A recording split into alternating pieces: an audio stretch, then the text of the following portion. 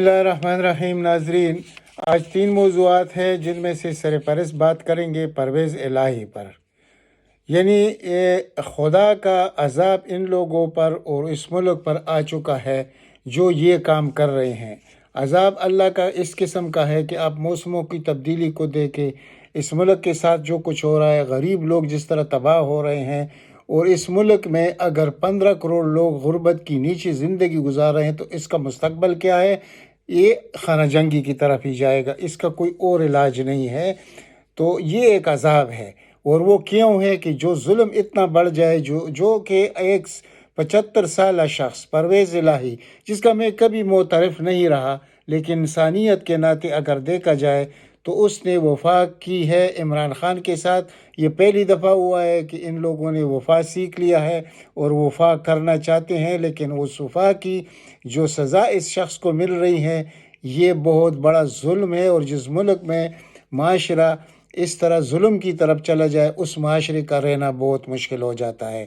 یعنی وہ شخص آج پرویز الہی جب عدالت میں پیش ہوئی تو ایک تو اتنے سخت مریض ہے کہ وہ ہل جل نہیں سکتے، اور اس کو 6 بائی 6 فٹ کے کمرے میں رکھا گیا ہے۔ اگر ان لوگوں سے پوچھا جائے جو یہ کام کر رہے ہیں، یہ موجودہ حکومت یا ان کے ساتھ ملی ہوئے کچھ لوگ اتنا ظلم ڈالتے ہیں عوام پر، یعنی کہ پرویز الہی بھی پاکستانی عوام کا ایک نمائندہ ہے، تو اس طرح کا ظلم اگر ہوگا اس موسم میں کہ جہاں ٹمپریچر 45 ہو، اور آپ اس کو 6 بائی 6 کے کمرے میں بند کرے اور اس کے سر پر کے اوپر ایک اتنا 200 واٹ کا بلب بھی جلائے تاکہ یہ سو بھی نہ سکے، تو یہ جو خوش ہو رہے ہیں ظلم پر، یہ میں یقین سے کہتا ہوں آپ ان لوگوں کو نوٹ کیجئے، جو یہ کام کر رہے ہیں یہ عام لوگوں کے ساتھ کر رہے ہیں، صرف پرویز الہی کے ساتھ نہیں۔ یہ ایک مثال ہے پرویز الہی کہ اگر اس کے ساتھ یہ سب کچھ ہو سکتا ہے تو عام لوگوں کے ساتھ یا کیا کچھ کر رہے ہوں گے۔ یعنی کہ ان کا جو دوسرے پی ٹی آئی کے ورکروں کو گرفتار کیا گیا ہے، یا 10,000 ہے یا 12,000 ہے، سب کے ساتھ یہ سب کو یہی کچھ ہو رہا ہے۔ تو یہ اتنا بڑھ گیا ہے اس معاشرے میں عذاب، کہ اس عذاب سے کا جو خمیازہ بھگتنا پڑے گا یہ اس ملک کو بھگتنا، جو کر رہے ہیں اس کو تو ہوگا۔ یہ تو دیکھیں اللہ کا ایک قانون ہے کہ ظالم کا ایک دن مقرر ہے، اور ان لوگوں کو اس وقت سمجھ آئے گی جب ان کے سامنے ان کی اولادوں کے ساتھ یہ سب کچھ ہو رہا ہوگا اور عوام کریں گے۔ یہ میں کوئی وہ نہیں پھیلانا چاہتا، یہ حقائق ہے کہ جس نے ظلم کیا ہے اس نے راحت نہیں پائی، اس کے ساتھ یہی کچھ ہوتا ہے۔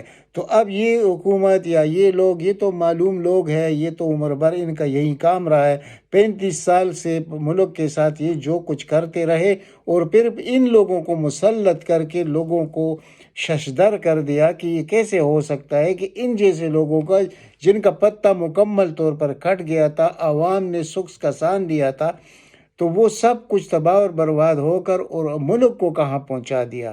یعنی اب تو یہ کہتے ہیں نا کہ ڈیفالٹ تو یہ بہت پہلے ہو چکا ہے، لیکن جو لوگوں کی یعنی اس وقت مہنگائی کو دیکھ لیں جو 50% بڑھ گئی ہے، یعنی کہ آج سے پہلے آپ اس کو دیکھ لیں 8% تھی، تو 8% 50% پر چلی گئی۔ گروتھ ہمارا تھا 6.1%، وہ منفی میں چلا گیا۔ تو جن لوگوں نے ان کو مسلط کیا تو ان کو بھی سوچنا پڑے گا کہ ہمارے ہاتھوں یہ ظلم ان کے لیے کیوں ہو رہا ہے عوام کے ساتھ۔ یہ بہت بڑا سوالیہ نشان ہے، اگر وہ لوگ سمجھ جائیں تو یہ لوگ کسی کاتے میں نہیں ہیں۔ تو اس عذاب سے، اللہ کے عذاب سے ڈرنا چاہیے، اور یہ کہ عمران خان کو ختم کرنے کے لیے ہزاروں لوگوں کے ساتھ یہ سب کچھ ہو رہا ہے، تو دیکھیں ختم کرنا تو اللہ کے ہاتھ میں ہے۔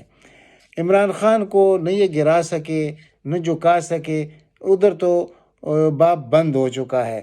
یعنی یہ کیا کر لیں گے؟ نااہل کر لیں گے، جیل میں ڈال دیں گے، لیکن اس کا جو ریئیکشن آئے گا وہ اس ملک کے لیے انتہائی خطرناک ہے۔ جو لوگ یہ کام کر رہے ہیں ان کو اپنے آپ کو سوچنا چاہیے کہ ہمارا انجام کیا ہوگا۔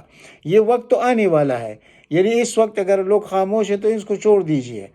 یعنی کہ ایک شخص کے ساتھ اتنا بڑا ظلم کہ اس کی عمر 75 سال ہو اور اس کے ساتھ یہ سب کچھ ہو رہا ہو، اور وہ ہلنے جلنے کا قابل نہیں ہو، ایک بوڑھا شخص ہو، تو یہ اگر ان لوگوں میں یہ ترس نہیں ہے، ان میں یہ صلاحیت نہیں ہے سمجھنے کی کہ یہ ہم کر کیا رہے ہیں، تو ان پر جو عذاب آئے گا تو کیا اس عذاب سے یہ بچیں گے؟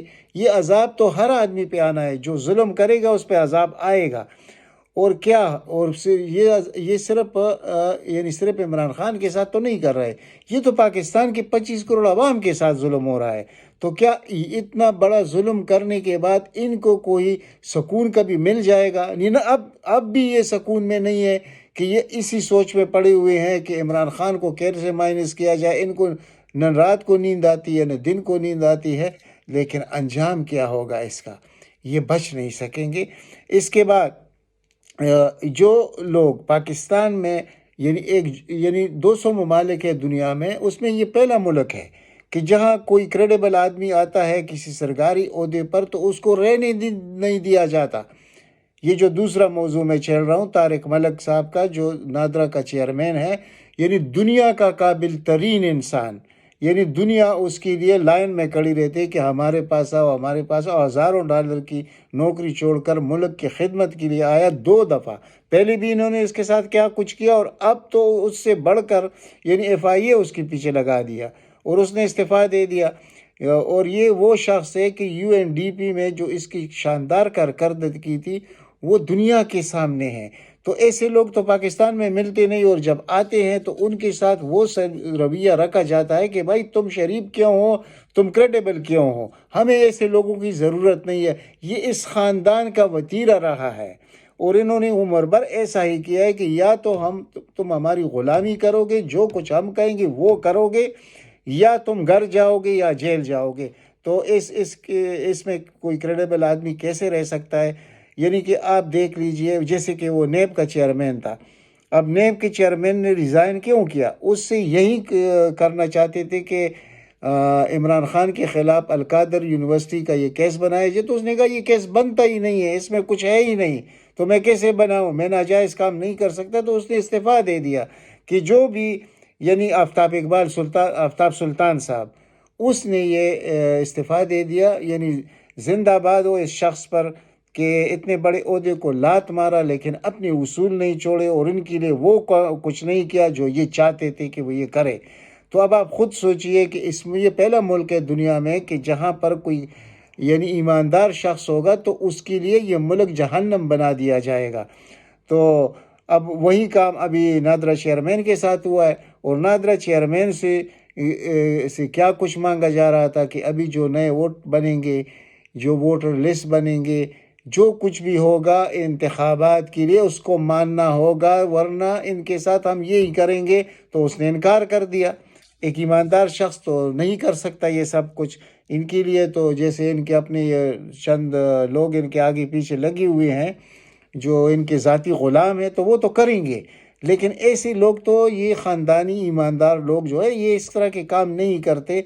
تو اس کو تو اپنے خاندان نے بھی روکا تھا کہ اس عہدے کو قبول مت کیجئے، لیکن وہ عمران خان اس کو لے کے آئے، اور عمران خان کی تو یہی کارکردگی ہے کہ وہ ایماندار لوگوں کے طاق میں رہتا ہے کہ کہاں سے لے کے آؤں۔ اچھا، اس طرح اگر سیاستدانوں کو دیکھا جائے تو جو بھی محب وطن ہوگا عمران خان کی طرح اس کے ساتھ یہی کچھ کیا جائے گا۔ اگر کوئی صحافی یعنی حق و سچ کی بات کرے گا تو اس کو غائب کیا جائے گا۔ ارشد شریف کے ساتھ کیا ہوا اور کس نے کیا، یہ وقت آنے پر میں پہلے آپ کو بتا دیتا ہوں، انشاءاللہ یہ کیس کبھی مرے گا نہیں، اور اس کیس یہ ختم کبھی نہیں ہوگا، اور اس کیس کے بدلے میں مریم نواز اور ناصر بٹ جیسے لوگوں کے ساتھ جو کچھ ہوگا وہ آپ دیکھ لیں گے۔ یہ دیر ہے اندھیر نہیں ہے، یہ ایسے نہیں رہ سکتا۔ کتنا کر لوگے، 2 سال، 2.5 سال، 1.5 سال، اس سے آگے کیا کرو گے؟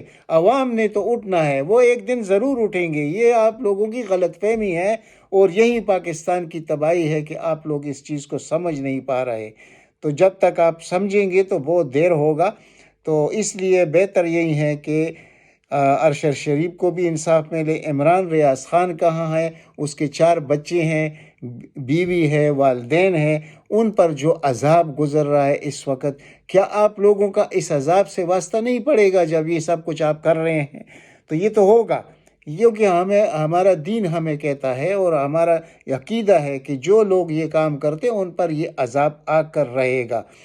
تو اس طرح یعنی کہ اگر کوئی محب وطن سیاستدان ہے تو اس کے ساتھ بھی وہیں کچھ جو عمران خان کے ساتھ انہوں نے کیا، یعنی پاکستان کی تاریخ کو چھوڑ دیجئے، دنیا کی تاریخ میں ایسے نہیں ہوتا، اس بھونڈے طریقے سے یہ جو کچھ کر رہے ہیں، لیکن اس کو مائنس کرتے کرتے یہ لوگ تو خود مائنس ہو چکے ہیں۔ یعنی اگر وہ نااہل بھی ہو جائے، اس کی پارٹی پر پابندی بھی لگ جائے، آزاد حیثیت میں 2/3 میجارٹی سے زیادہ لوگ اس کے منتخب ہوں گے، اور پھر وہ وقت ان کسی کے ہاتھ میں یہ جو کہتے ہیں نا کہ وہ اسٹیبلشمنٹ کو نامنظور ہے، بھائی یہ ملک اللہ کا ہے، 25 کروڑ عوام کا ہے، اس میں چند لوگوں کی وجہ سے یہ سب کچھ نہیں ہو سکتا، اس کا ریئیکشن آنا ہے اور جلدی آئے گا۔ تو اس سے بچنے کے لیے اگر اس وقت تھوڑی سی بھی سوچ سے کام لیا جائے اور یہ ذاتی اناب کو ختم کیا جائے تو یقین کیجئے یہ پاکستان بہت آگے نکل سکتا ہے۔ ان کی وجہ سے یہ پاکستان دن دگنی رات چگنی تباہی کی طرف جا رہا ہے، اور یہ حقائق ہے، یہ میں اپنی طرف سے نہیں کہہ رہا ہوں، انٹرنیشنل وہ جو ہمارے پاس فگر آتے ہیں اس کو دیکھ لیجئے، اپنے ملک کے حالات کو دیکھ لیجئے، جو غریب 2 وقت کی روٹی کھا سکتا تھا وہ 1 وقت پر آ چکا ہے، تو کیا یہ اللہ نہیں دیکھ رہا یہ سب کچھ؟ اور اس میں جو شامل ہے جن کی وجہ سے سب کچھ ہو رہا ہے، کیا وہ اس عذاب سے بچیں گے؟ یہ کبھی نہیں ہو سکتا۔ انشاءاللہ حق و سچ ہوگا۔ اب دوسری طرف آپ یہ دیکھ لیجئے، تیسرا جو میں آپ کو خبر دے رہا ہوں کہ chief justice Lahore high court کا داماد ہے جس کا نام ہے علی افضل شاہی، یعنی اس کو بھی مجبور کیا جا رہا ہے کہ تم پریس کانفرنس کرو تو بس تمہارے سارے گناہ دھل جائیں گے، ورنہ ہم ایک تو تمہارے سسر کو ٹھیک کر دیں گے، یعنی چیف جسٹس کو، لاہور ہائی کورٹ کے امیر حسین بٹی کو، اور دوسری طرف آپ کو بھی ہم سبق سکھا دیں گے، اور آخر کار آپ نے پریس کانفرنس کرنا ہے۔ یعنی پہلے یہ کہتے ہیں ہم نے گرفتار نہیں کیا تو اس کو اغوا کیا گیا۔ تو اب آپ دیکھ لیجئے کہ اس ملک میں یہ سب کچھ روز ہو رہا ہے، یعنی کوئی کتنا ہی مجرم کیوں نہ ہو، لیکن وہ آ کر صرف ایک پریس کانفرنس کرے کہ میرا تعلق عمران خان سے نہیں ہے تو وہ اس کے سارے گناہ معاف ہو جائیں گے، دھل جائیں گے۔ تو ایسا معاشرہ کیسے چل سکتا ہے؟ اور پھر اس کا انجام کیا ہوگا؟ یہ جو کہتے ہیں نا کہ ذوالفقار علی بھٹو صاحب بہت بڑے قابل سیاستدان تھے، فخر ایشیا تھے، اور پتہ نہیں کیا کچھ تھا، تو یہی غلط چیزیں ہمیں سکھائی گئی ہے، ہمارے قوم کو یہ غلط راہ پہ لگایا گیا، اب سے نہیں، آج سے 50 سال پہلے۔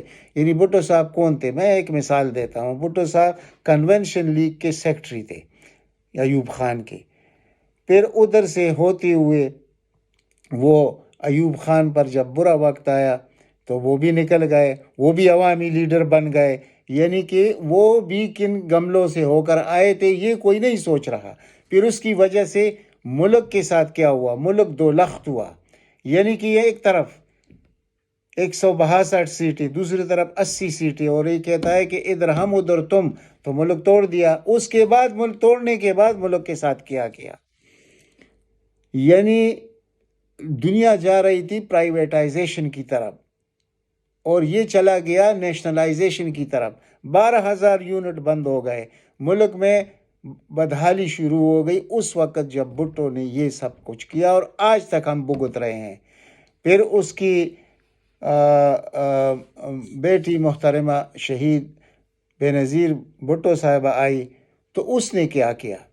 اس نے آئی پی پیز کو متعارف کرایا، اور آج ہم آئی پی پیز کی طرح کتنے بڑے سکنجے میں، یعنی کہ 40-45 روپے یونٹ جو ہم آج لے رہے ہیں، یہ اس وقت سے شروع ہے جب 92 میں ان کی حکومت آئی تھی، تو اس وقت سے یہ مسئلہ شروع ہے کہ لوگ ایک بلب نہیں جلا سکتے، یعنی یہ ہمارے حالات ہیں۔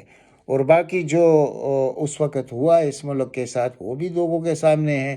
یہ سب کچھ پاکستان میں ہو رہا ہے، اور سب کو نظر آ رہا ہے کہ ان 2 خاندانوں نے پاکستان کا کتنا بڑا کباڑہ کیا ہے، یعنی تباہی کی طرف مکمل دھکیل دیا۔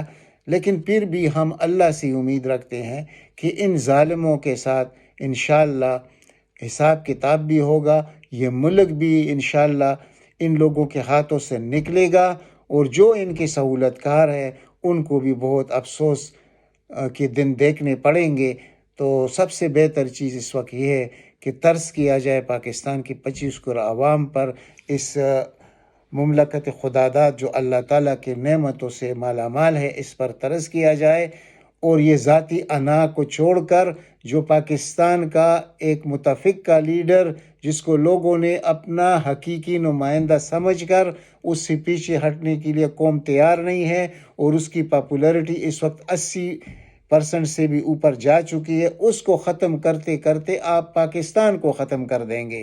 وہ جو سن 71 ہے وہ کیوں ہو یہ سانحہ ہوا، یہ اتنی بدنصیبی ہمارے ساتھ ہوئی کیسے؟ اب کیا دوبارہ اس ملک کے 4 ٹکڑے کرنا چاہتے ہیں آپ لوگ؟